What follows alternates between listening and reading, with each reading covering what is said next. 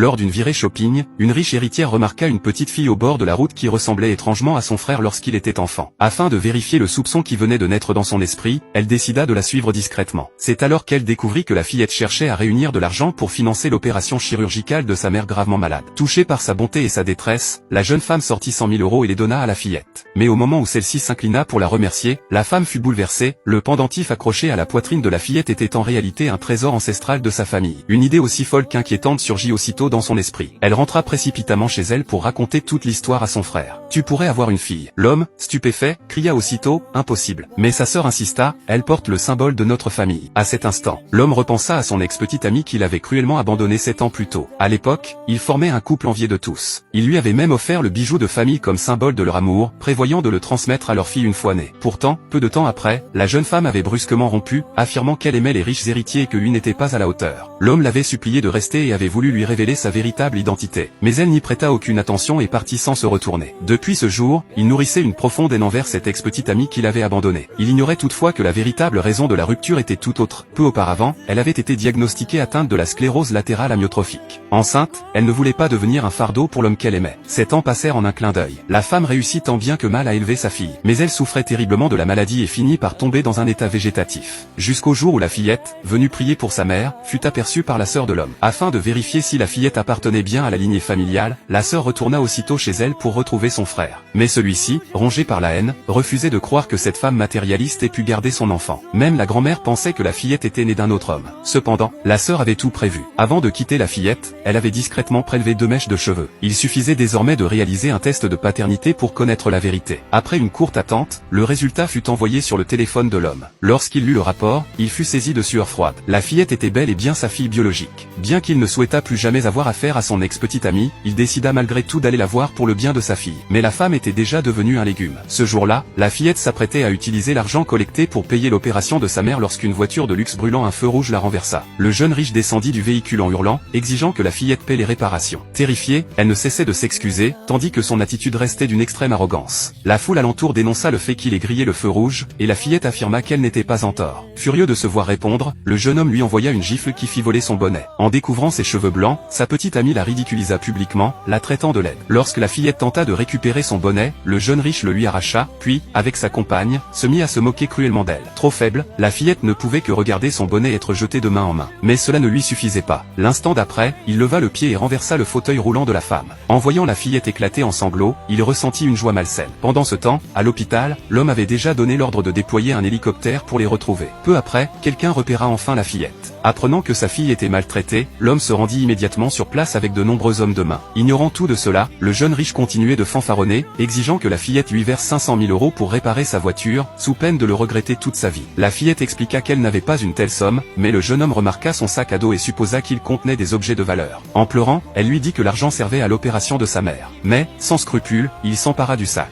Des liasses de billets se répandirent aussitôt sur le sol. Excité par tant d'argent, le jeune riche devint encore plus arrogant. La fillette s'agrippa à sa jambe, le suppliant de ne pas lui voler l'argent de l'opération. Indifférent, il la repoussa. Voyant l'argent de sa mère emporté par de mauvaises personnes, la fillette mordit violemment la cuisse du jeune homme. Fou de rage, celui-ci sortit une batte de baseball de sa voiture, prêt à lui donner une terrible leçon. Heureusement, un vieil homme de passage l'arrêta et l'avertit de ne pas aller plus loin. Mais le jeune riche alla jusqu'à gifler le vieillard et menaça tous les témoins de représailles s'ils intervenaient, rappelant qu'il était le fils d'un riche notable local. Terrifiés, les gens se turent. Ayant perdu toute raison, il força la fillette à se mettre au milieu de la route et à s'agenouiller pour s'excuser, promettant de lui rendre l'argent ensuite. Sachant que c'était la seule chance de sauver sa mère, la fillette accepta. Le jeune riche démarra alors sa voiture avec arrogance. À cet instant, presque tout le monde pensa qu'il était devenu fou. Mais la seconde suivante, juste avant que la voiture ne percute la fillette, celle-ci fut projetée dans les airs. Et le PDG arriva enfin sur les lieux.